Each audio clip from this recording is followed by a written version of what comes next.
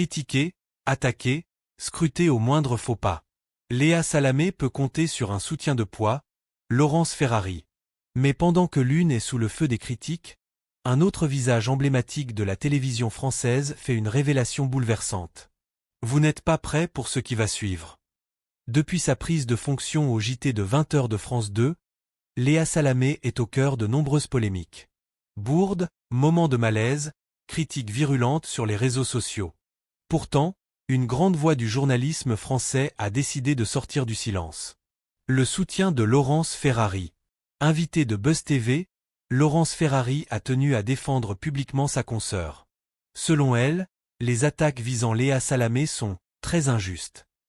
Elle établit même un parallèle fort avec sa propre expérience au JT de TF1, qu'elle a présenté de 2008 à 2012, après Patrick Poivre d'Arvor.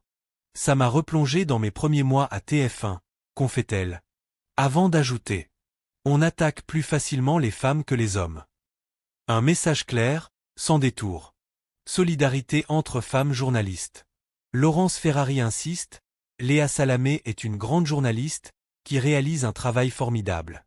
Face aux vagues de critiques, elle lui transmet aussi une règle essentielle, qu'elle applique elle-même depuis plus de 15 ans. Index revers pointant vers la droite blanc, se protéger du bruit médiatique et ne pas tout lire. Mais pendant que Léa Salamé affronte la pression du direct, un autre monument de la télévision française fait parler de lui, pour une raison bien différente. Michel Simès, une confession inattendue. À 68 ans, Michel Simès reste l'un des médecins les plus populaires de France. Invité de Bruno Guillon dans Le Bon Dimanche sur RTL, il révèle avoir refusé de participer à l'émission de survie de Mike Horn. Pourquoi?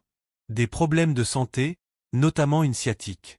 Si vous n'êtes pas en forme avec Mike Horn, il vous laisse là où vous êtes, confie-t-il avec franchise. Malgré tout, le rêve demeure intact. Un rêve toujours vivant. Michel Simès ne cache pas son admiration pour Mike Horn. Il espère encore pouvoir, un jour, vivre cette aventure hors du commun, à condition d'être en pleine forme. Une révélation douloureuse. Mais l'émotion atteint son sommet lorsqu'il évoque un sujet beaucoup plus grave. Michel Simès révèle avoir été victime d'une agression sexuelle à l'âge de 11 ans.